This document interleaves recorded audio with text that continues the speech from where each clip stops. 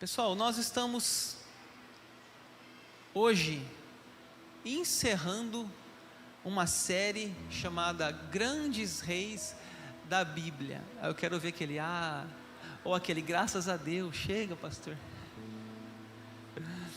Foram hoje 8 domingos falando sobre essa série Grandes Reis da Bíblia. E hoje nós encerramos aqui esse tema com vocês. Entendo que já foi bastante explorado. Começamos lá com a vida de Saul, que foi o primeiro rei de Israel. Depois falamos sobre Davi, o grande rei Davi. Depois o filho dele, Salomão. Depois Roboão, filho de Salomão. Aí falamos daquela divisão das tribos, o Jeroboão. Depois aquele rei que casou com Jezabel, Acabe. Semana passada, Ezequias. E hoje finalizamos com o rei Josias. Assim, falamos 8 reis de Israel. E quando eu falo Israel, também as tribos do norte e as tribos do sul. Vamos ver então esse rei para finalizar a nossa série. Semana que vem eu entro com um novo tema para as nossas reflexões aqui de domingo. Então eu começo lá. Quem foi o rei Josias? Tinha Josias 8 anos de idade quando começou a reinar, e reinou 31 anos em Jerusalém. Sua mãe se chamava Gedida e era filha de Adaías de Bescate. Então nós começamos com uma informação assim um pouco assustadora, né? Ele tinha quantos anos? 8 anos. Era um menino rei, né? Um menino rei. Eu acho que dentro dos meus estudos teológicos, ele foi o rei mais novo. Posso estar enganado, mas do que eu me lembro, ele foi o rei mais novo. Então se um dia alguém perguntar naquelas brincadeiras torta na cara, fica uma pessoa na frente da outra, quem foi o rei mais novo de Israel? Você já manda lá, Josias. E manda a torta na cara do outro. Por que ele foi um rei menino? Porque o pai dele foi assassinado. O pai dele foi assassinado. E está um pouquinho antes, aí no capítulo 21.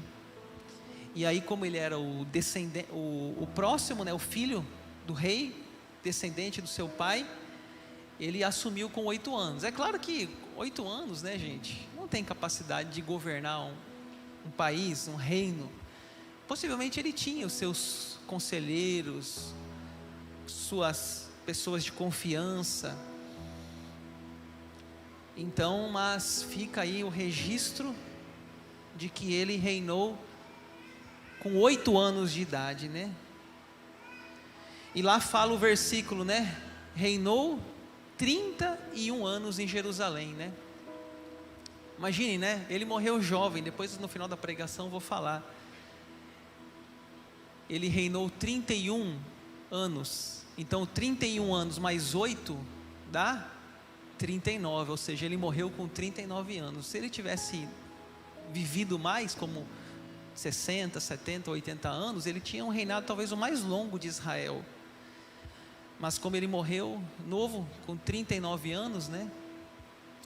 Ele somente reinou com 39 anos, né? Ele reinou somente, porque começou ali com 8.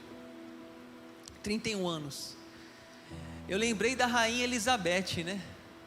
Morreu aí esses dias, né? Quantos anos ela morreu? 96 anos, gente. A gente estava virando piadinha, né? Já. Todo mundo morre, menos a rainha Elizabeth, né? 96 anos, hein? O filho dela estava na fila, né? O príncipe Charles. Quando a mãe vai morrer para eu assumir o reinado? É claro que nenhum filho quer que a mãe morra, mas uma hora tem que morrer, né, mãe? Poxa, coitado do rei Charles, já está um rei velho já, né? Então Josias, o pai dele, foi assassinado, infelizmente. Ele só tinha 8 anos, ele assumiu, muito novo, rei da tribo do sul. E a Bíblia fala que ele fez o que era certo, verso 2. Fez ele o que era reto perante o Senhor, andou em todo o caminho de Davi seu pai, e não se desviou nem para a direita nem para a esquerda. Deixa eu falar uma coisa para vocês aqui. Quem está acompanhando a série de pregação, sabe que lá em Roboão, houve uma divisão do reino. Jeroboão ficou com as 10 tribos, e Roboão ficou com 2 tribos. Lembra que são 12 filhos de Jacó, 12 tribos de Israel. 10 tribos seguiram Jeroboão, e 2 Roboão. Então nós temos ali agora uma divisão de reinado em Israel. Da tribo do norte, dessas 10 de Jeroboão, teve 19 reis. Só que quando a gente lê a Bíblia, mistura, fala do rei do norte, rei do sul, rei do norte, rei do sul, vai misturando. Mas se a gente separasse 19 reis que a tribo do norte teve, 19 fizeram o que era mal. Imagine isso. 19 reis, quantos anos? Os 400 anos. Fez o que era mal, fez o que era mal, fez o que era mal. Pai para filho, filho para o neto, e aí vai. Da tribo do sul, que é aquela tribo de Roboão, que era só 2, teve 17 reis. 8, escute esse dado, 8 fizeram o que era reto, 9 que era mal, né? 17, 8 com 9, 17. Então somente 8 fez o que era bom. Quais são esses 8 reis? Asa, Josias, Ezequias, Josafá, Uzias, Joás, Jotão e Amazias. Esses são os 8 reis que fizeram o que era bom. E teve 4 que foram os top dos top. 4 que falam que eles eram como o rei Davi, que fala o texto ali, ó, andou no caminho de Davi. Quais são os 4 reis top? Asa, Josafá, Ezequias semana passada e hoje Josias. Então esses são os 4 dos que fizeram bom, e os top dos 8 que são comparados ao rei Davi. Espero que você tenha entendido essa parte dos que fizeram o que era mal e dos que fizeram o que era bom. Então vamos ver agora por que o rei Josias, inclusive é um nome de filho bonito, hein, gente? Olha cada nome bonito aí. Josias, Ezequias. Quem sabe ainda daqui 9 meses aparece um Josias na igreja aí, fruto da pregação do pastor Daniel. Nomes bonitos e nomes bíblicos bem fortes, histórias muito bonitas. Quando a gente fala nome de filho, né, só dá ver cutucada no outro assim, mas ninguém quer ter filho, né? Só o outro. Aí você vai, né? Vamos ver então o que ele fez de bom. Primeira legado dele, ele reparou o templo. Olha o verso 5 do 22. Que o deem nas mãos dos que dirigem a obra e tenham a seu cargo a casa do Senhor, para que paguem aqueles que fazem a obra que há na casa do Senhor, para que, olha essa palavra, para que reparem os estragos da casa. Lembra que eu falei que ele assumiu o reino com 8 anos?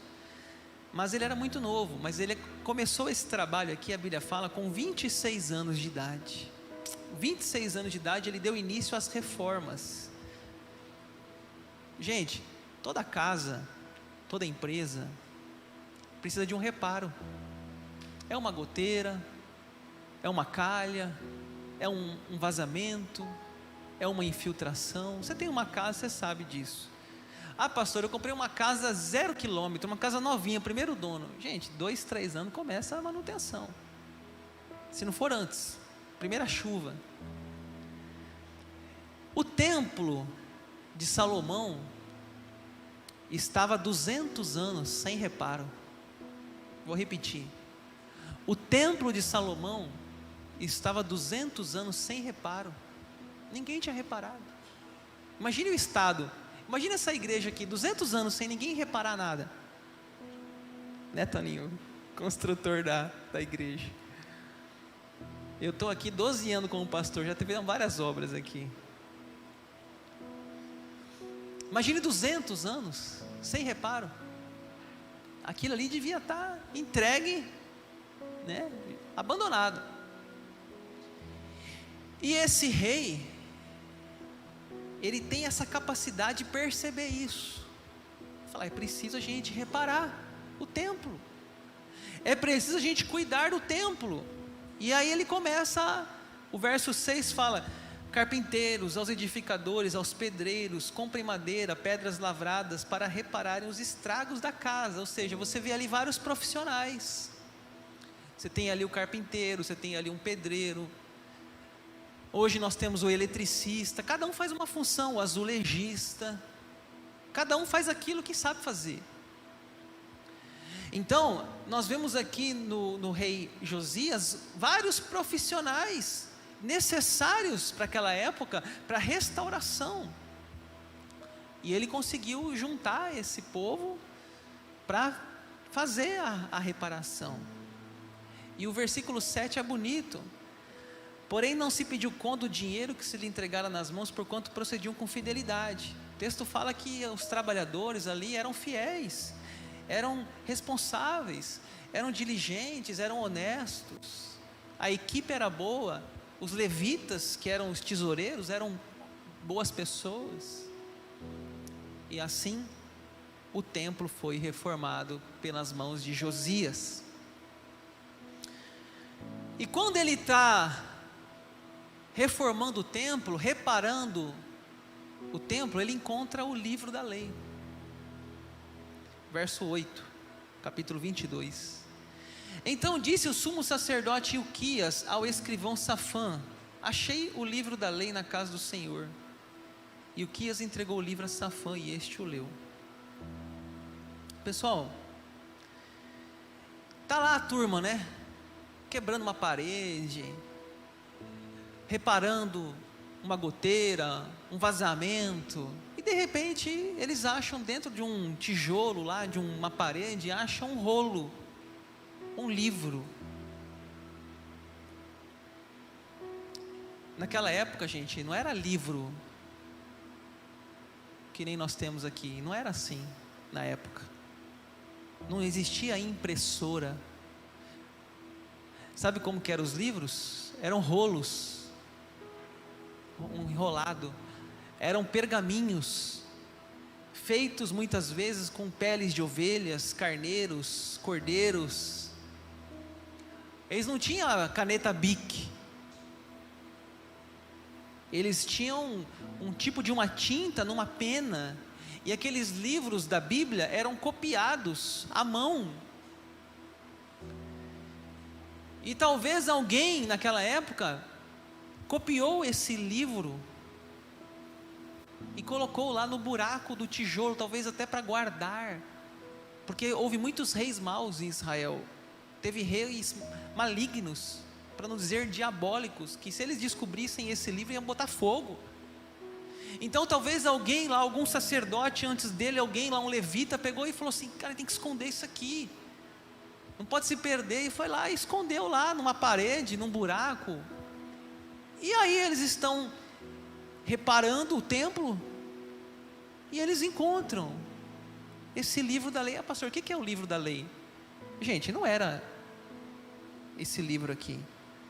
Primeiro porque o Novo Testamento não tinha sido escrito. Nós estamos falando antes de Jesus.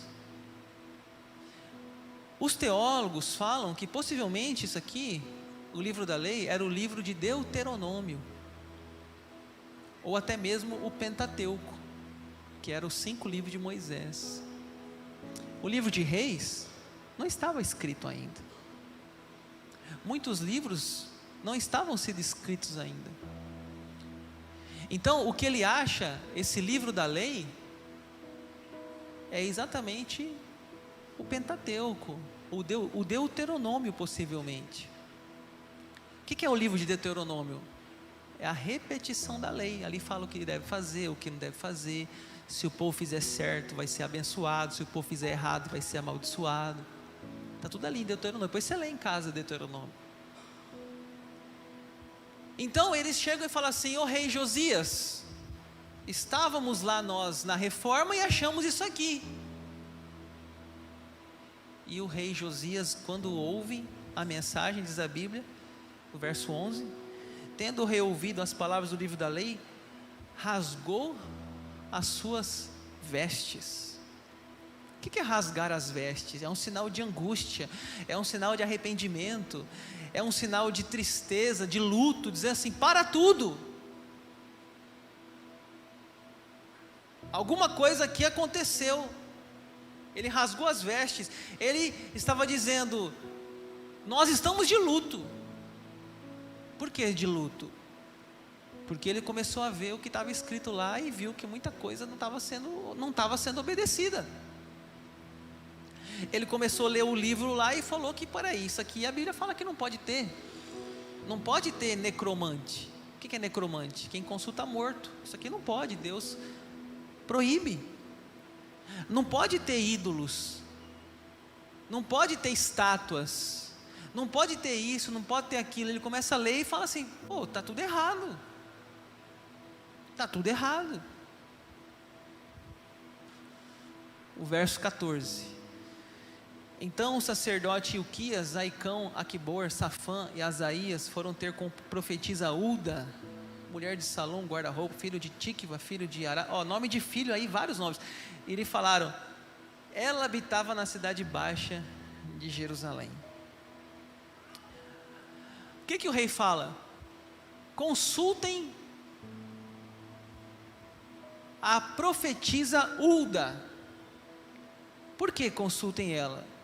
Porque ele queria um parecer profético, de que aquele livro era realmente o livro sagrado.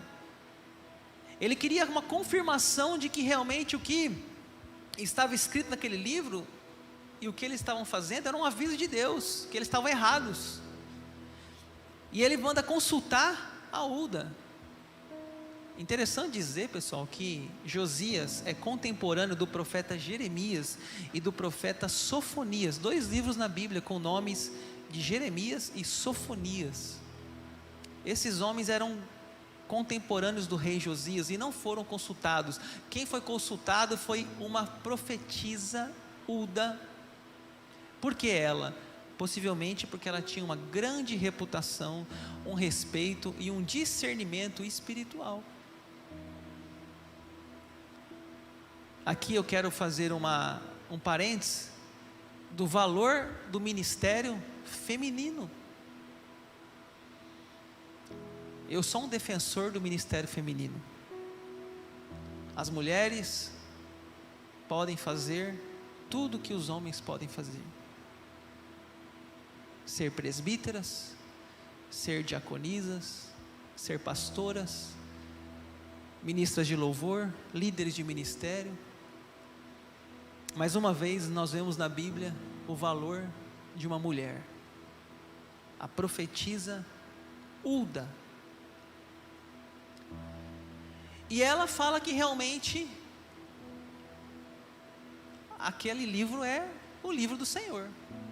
E ela diz assim no verso 16: assim diz o Senhor: eis que trarei males sobre este lugar e sobre os seus moradores, a saber, todas as palavras do livro que leu o rei de Judá. Ela confirma, ela fala, como profetiza, ela fala: assim diz o Senhor, eis que trarei males. Ou seja, realmente aquele livro era o livro de Moisés, e o que as pessoas estavam fazendo eram contrárias à palavra de Deus. Aí nós vamos para a segunda característica de Josias. A primeira foi que ele fez o reparo no templo e encontrou o livro da lei. E a segunda agora é que ele fez uma reforma não só no templo, mas no seu reino. O verso 2 do capítulo 23: O rei subiu à casa do Senhor e com ele todos os homens de Judá, todos os moradores de Jerusalém, os sacerdotes, os profetas, todo o povo, desde o menor até o maior, e leu diante deles todas as palavras do livro da aliança que fora encontrado na casa do Senhor. Olha o que fala. O rei reuniu todos os moradores, os sacerdotes, o profeta Jeremias, o profeta Sofonias, a profetisa Aúda, reuniu todo mundo, fez uma assembleia solene, falou: gente, é o seguinte, foi encontrada a palavra de Deus, foi encontrado o livro da lei, e ele começou a ler diante daquelas pessoas a palavra de Deus, e falou: olha, nós temos que mudar algumas coisas nesse lugar. Eu fico imaginando andar em Jerusalém naqueles dias, era cheio de Baal, poste ídolos, cheio de imagens. Gente, nós estamos falando de uma nação chamada Israel, que recebeu os mandamentos da mão de Deus por Moisés, escrito em tábuas, que dizia: não farás para ti imagem de escultura, nem semelhança, nem do que há no céu, nem do que há na terra, não as adorarás, não lhe darás culto. E Jerusalém virou um panteão de ídolos, desde a época de Salomão. Salomão foi casando com uma, com duas, com três, com 1000 mulheres, e aquela mulher via uma mulher de lá, de cá, dali, trazia um deus de cá, dali, e ali Jerusalém virou multirreligiosa. E o rei começa a perceber que está errado algumas coisas. Verso 4: então o rei ordenou ao sumo sacerdote Ilquias e aos sacerdotes de segunda ordem, aos guardas da porta, que tirassem do templo, olha isso, que tirassem do templo do Senhor todos os utensílios que tinham feito para Baal. Gente, dentro do templo tinha utensílios para Baal, e para o poste ídolo, e para todo o exército do céu, e os queimou fora de Jerusalém, nos campos de Cedron, e levou as cinzas deles para Betel. Está vendo o que está acontecendo aqui? Dentro do templo do Salomão, tinha lá coisas, utensílios feitos para Baal, tinha lá dentro coisas para o poste ídolo, gente, dentro do templo. Mas o rei não sabia, foi passando de pai para filho, filho para o vô, e aí foi geração, não tinha Bíblia, não tinha um livro guia, não tinha nada que pudesse ser uma referência. Foi, quando viu o negócio estava todo errado. Ele falou: não, está errado, o livro fala que não pode. E aí começou uma limpeza, não só no templo, mas também fala ali, queimou fora de Jerusalém nos campos. E aí fala também que ele fez mais coisas, tá? Não tenho tempo aqui de ler todo o trecho, para você ler em casa. O rei profanou também os altos que estavam defronte de Jerusalém, a mão direita do monte da destruição, os quais edificara Salomão. Olha o Salomão aí, né? Rei de Israel, para Astarote, abominação dos sidônios, e para Quemos, abominação dos moabitas, e para Milcom, abominação dos filhos de Amon. Ou seja, ele fez uma limpeza não só no templo, ele fez uma limpeza no templo e fora do templo, né? Os que estavam fora do templo. Então ele foi esse rei que fez uma reforma religiosa em Israel, né? Em Jerusalém. Em último lugar, por que ele foi um bom rei? Porque ele celebrou a maior Páscoa registrada depois do livro de Juízes. Vamos ver. Deu ordem o rei a todo o povo, dizendo: celebrai a Páscoa ao Senhor vosso Deus, como está escrito neste livro da aliança, porque nunca se celebrou tal Páscoa como esta, desde os dias de Juízes que julgaram Israel, nem durante os dias dos reis de Israel, nem nos dias dos reis de Judá. Olha isso, gente. Lembra qual que é os dias de Juízes? Lá da época de Samuel. Desde a época de Samuel, não havia celebrado uma Páscoa tão bonita, tão grandiosa, como fez Josias. Vamos lembrar então rapidamente aqui o que ele fez. Primeiro, ele começou fazendo uma reparação no templo, que fazia 200 anos que tinha goteira, tinha infiltração, ele fez uma reforma ali, 200 anos, uma reforma estética, uma reforma de estrutura. Aí na reforma ele acha o livro, e aquela reforma de estrutura vira uma reforma espiritual, porque daí ele tira os Baal do templo e também da cidade.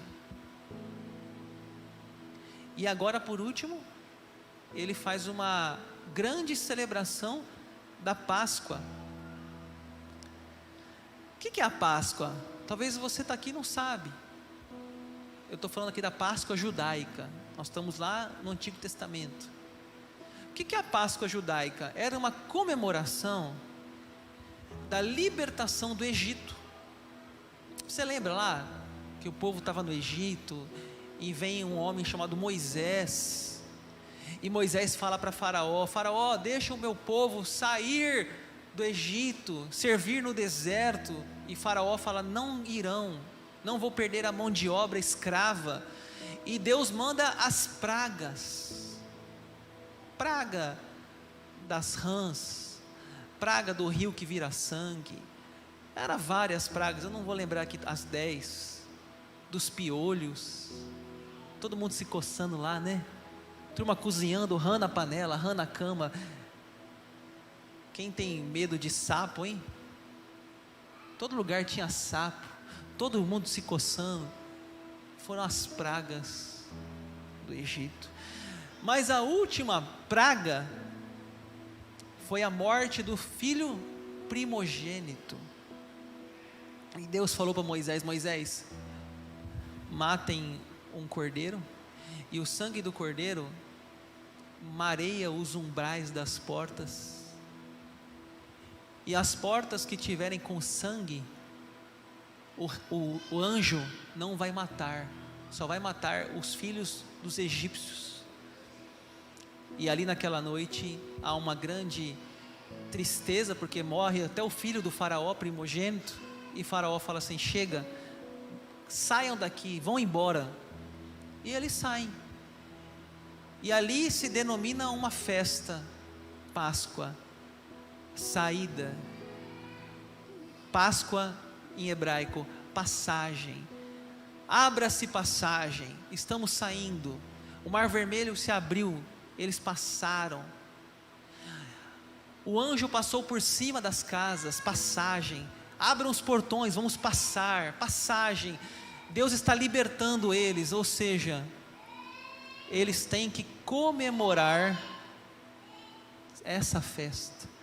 Eles não podem esquecer de onde eles vieram. Eles não podem se esquecer que eles eram escravos, e hoje que eles têm boas casas, bons planos de saúde, que eles têm tudo bom, do melhor. Não esqueçam que vocês eram escravos lá.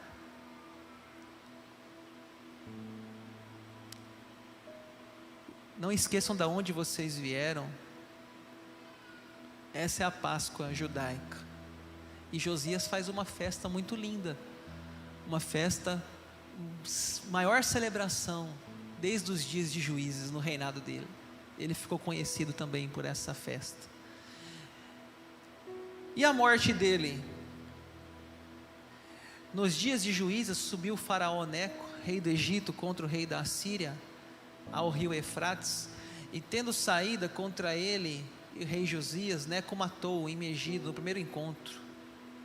De Megido, seus servos o levaram morto, e num carro transportaram para Jerusalém, onde o sepultaram no seu jazigo. O povo da terra tomou a Joacás, filho de Josias, e ungiu e o fez rei em lugar do seu pai. Então ele morre novo, né? Lembra que a gente falou? Ele começou a reinar com 8 anos, reinou 31 anos, ou seja, com 39 anos de idade ele morreu, numa batalha no Megido. Havia uma guerra ali entre a Síria, Faraó, Neco, e ele foi se envolver nessa batalha, foi entrar nesse conflito, achando que ele era alvo também do Egito, e aí naquela batalha ele acabou sendo morto. Mas ele deixou uma boa história, um bom legado, E podemos dizer que ele foi o último rei bom, porque logo depois agora já vai haver a invasão da Babilônia naquela nação. O reino do norte já está invadido, a Síria já invadiu, já estão no cativeiro. E o último rei agora bom é o Josias, depois vai Babilônia, vai invadir também. Aplicações práticas para a gente encerrar. Eu quero falar duas coisas aqui e eu encerro a pregação. A primeira, Josias iniciou o seu reinado reparando o templo. Aquele templo de Jerusalém fazia 200 anos que não tinha um reparo. Eu quero dizer que ainda hoje, no dia de hoje, nós precisamos reparar o templo do Espírito Santo. Quem é o templo do Espírito Santo?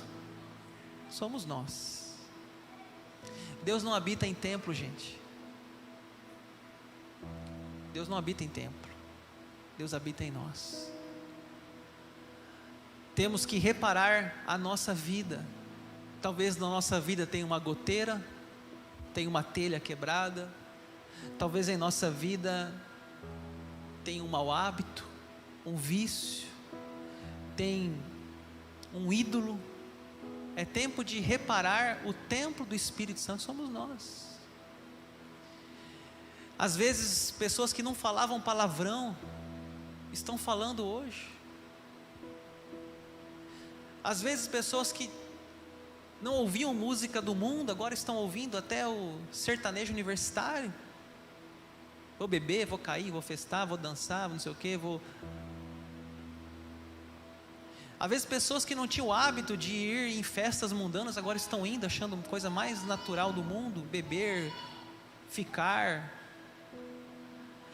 Às vezes são umas amizades que têm que ser reparadas. Falar assim, não, essa amizade aí não está legal, essa amizade aí não está certa, está dando más conselhos, mal influência. Às vezes são reparos, coisas que devem ser removidas da nossa vida, e cada um de nós tem que orar e pedir que Deus mostre o que está fora de lugar. Lembra que eu falei lá no templo de Baal, lá no templo de Jerusalém tinha coisas de Baal dentro do templo, tinha utensílios dentro do templo de Deus. Às vezes em nossa vida também há coisas a serem removidas. Eu não posso dizer para você, você tem que examinar o seu coração. Eu espero que nessa campanha de jejum e oração haja um avivamento, uma consagração, uma mudança de coisas que estavam fora de direção. E em segundo lugar e último, redescobrindo a Bíblia. Ainda hoje é tempo de redescobrir a Bíblia.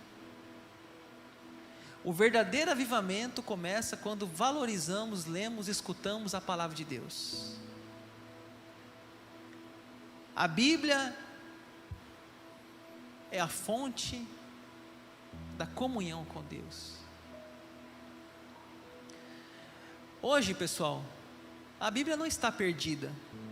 Você pode fazer um buraco nessas paredes aqui, você não vai encontrar um rolo. Por quê? Porque não precisa. A Bíblia está em nossas mãos. Hoje tem a Bíblia de todas as formas. Você vai numa livraria evangélica hoje, você chega assim e fala, eu quero comprar uma Bíblia. A vendedora fala assim, qual? Como assim qual? Qual? Tem Bíblia de capa dura, capa flexível, Bíblia com zíper, Bíblia com mapa, Bíblia com concordância, Bíblia com comentário, Bíblia da mulher, Bíblia do executivo, Bíblia do adolescente. Gente, sem falar das linguagens, tem a Bíblia Almeida, atualizada, a corrigida, tem a nova tradução da linguagem de hoje, tem a NVI, nova versão internacional. Gente, é muita coisa. A Bíblia não está perdida. A Bíblia precisa ser vivida, lida, redescobri-la, porque ela está em nossas mãos. Hoje tem até a Bíblia em áudio, com aquela voz do Cid Moreira. Dá até sono, né? Você ouvir o Cid Moreira falando, né? Tem dificuldade para dormir? Ouve o Cid Moreira. A Bíblia está aí, gente, em nossas mãos. Assim como Lutero um dia ganhou uma Bíblia, e lendo a Bíblia, ele disse: tem coisas erradas acontecendo na religião. E Lutero disse: há necessidade de uma reforma espiritual. A Bíblia é o ponto de partida de todo avivamento, desde o rei Josias ao Lutero, até os dias de hoje. Que possamos conhecer a Bíblia, ler a Bíblia, colocar em prática os seus ensinos, os seus princípios, como disse o salmista, Salmo 119: lâmpada para os meus pés é a tua palavra, e luz para os meus caminhos. Vamos falar juntos? Lâmpada para os meus pés é a tua palavra, e luz para os meus caminhos.